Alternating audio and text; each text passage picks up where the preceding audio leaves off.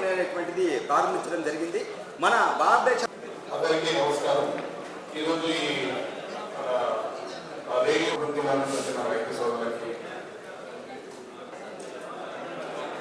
ఒక్కసారి నేను జై జవాన్